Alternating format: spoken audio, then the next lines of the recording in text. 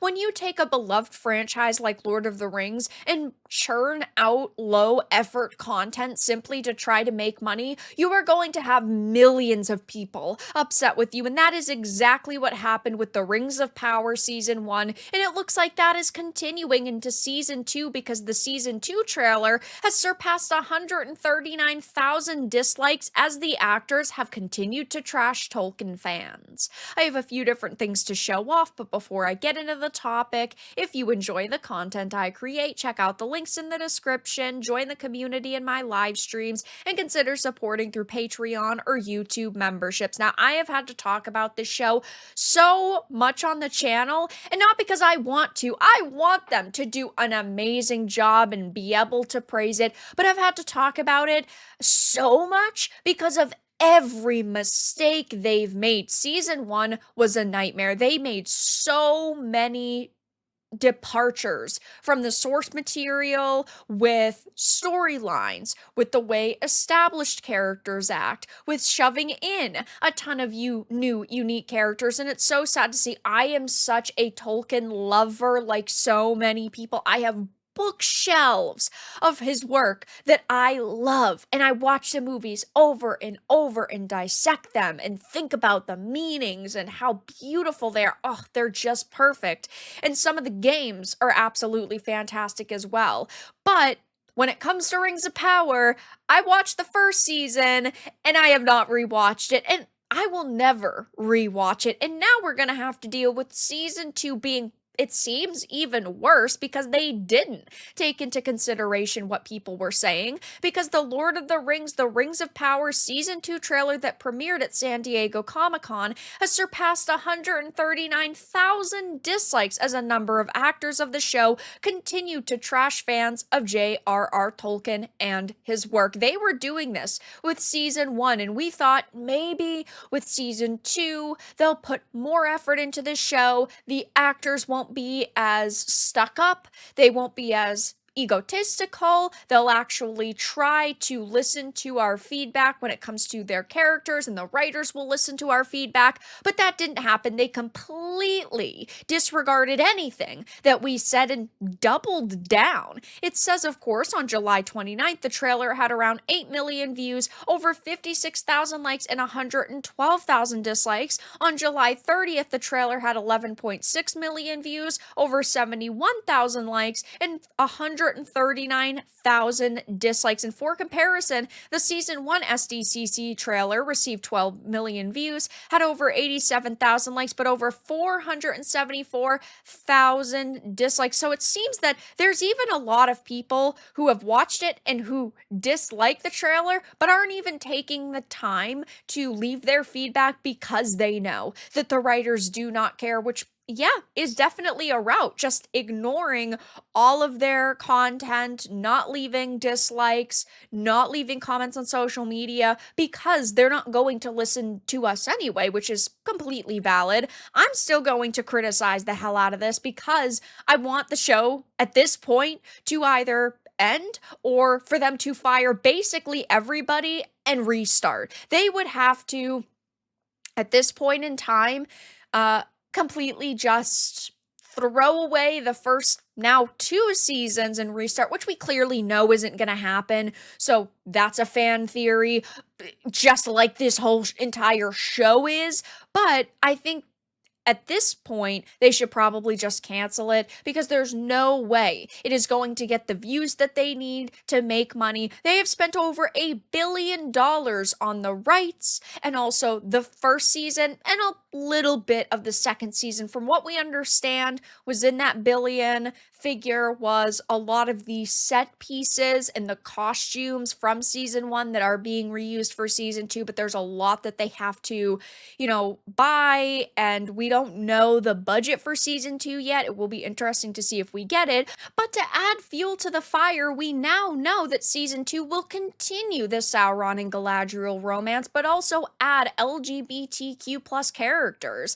It says it will continue its assault on Tolkien and his work, with actor Charlie Vickers and showrunner Patrick McKay confirming that it will feature a romance between Galadriel and Sauron, and McKay also seemingly confirmed that the show will feature LGBTQ LGBTQ plus characters as well. It's not shocking to see them continue the Galadriel and Sauron romance. They definitely set it up in season 1, so they're not going to just drop that storyline because they really don't care that fans hated it. But they're also confirming LGBTQ plus characters, so they are trying their very best to shove as much representation into this series as possible, and it just doesn't work. None of this is based off of Tolkien's creations. None of these storylines like Galadriel and Sauron are things that he wrote, and it just shows the sheer disrespect these people have for his work and how much they do not care about the legacy that they have been handed to adapt. And with that, we have actors and actresses like Morfydd Clark, who plays Galadriel, coming out of the woodworks and attacking fans for criticizing this upcoming season. Morfydd Clark, who plays Galadriel, which, by the way, it makes me so angry that they put her in such bad clothing in season 1, and they made her character more masculine, more tough, because she is a beautiful woman who I think has the look to play Galadriel if they had actually allowed her to be feminine and this, iconic woman like she was in the books and also in the movies, but they didn't do that. It says she had stated, powerful women, they make people cross, and I feel blessed to play her and to make Sauron cross. So she clearly tried to cover her words with, oh, haha, I meant, in the show, I meant with Sauron. But she was talking obviously about fans who have criticized her portrayal. Powerful women, they make people cross. No, what makes people cross is a basically fan fiction of a beloved franchise. We are talking about J.R.R. Tolkien's work here, the basis for all of the fantasy we see today in movies and TV shows, video games, an inspiration for so many people. We just want you to do right. And yeah, I completely understand there's going to be some gaps that need to be filled in, but when you've deviated this far from the source material, it isn't even Lord of the Rings anymore. This isn't some parallel universe shit, and it can't possibly be canon because it doesn't line up with the books and movies. The games, nothing. It does not represent what we've known in the past. This is like an independent project.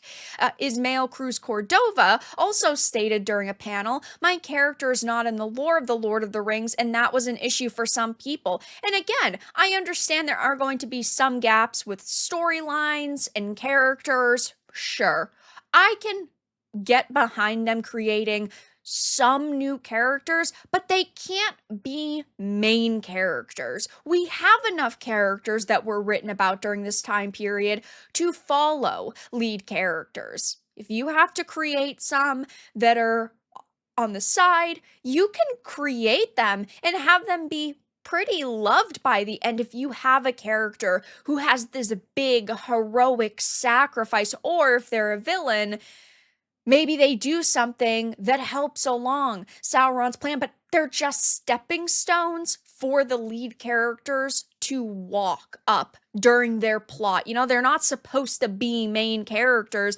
but anyone associated with this project clearly doesn't understand our feedback and what we've been saying, because I'm not the only person who said this. We work with these deep existential questions, and those questions change with the times. We can't retell something like Lord of the Rings today, 2024, without introducing different questions, and that comes in the form of character. Yes, you can. You can retell these stories over and over because they're timeless. In 100 years, 200 years, Tolkien's work is still going to be read. It's still going to be appreciated. But you know what isn't going to be watched? The Rings of Power, because it is god awful. Yeah, I will admit, some of it is pretty. There were a couple of outfits that were pretty good. There were a couple of sets that were really good. CGI is decent. But most of the writing, I'd say 95% of the writing, is absolutely a fuck fest, and people are not going to remember your new Lord of the Rings for modern audiences. That's not what people want. People want Tolkien's work, and it's just as simple as that. But these people just don't get it. I mean, we know they have admitted, actresses and actors and writers have admitted that their goal of this series was to warp people's visions of the Lord of the Rings and trying to, again, get them on board with modernizing stories like this. And then they had announced back in December of 2022 that they were having an all-female directing team for season 2 Rings of Power. And I say this all the time, if it really boiled down to all females being the best for the job, that's okay. But we know that this is Amazon, and Amazon does have quotas when it comes to hiring, and the characters that are on screen and behind the camera, and this probably isn't genuine.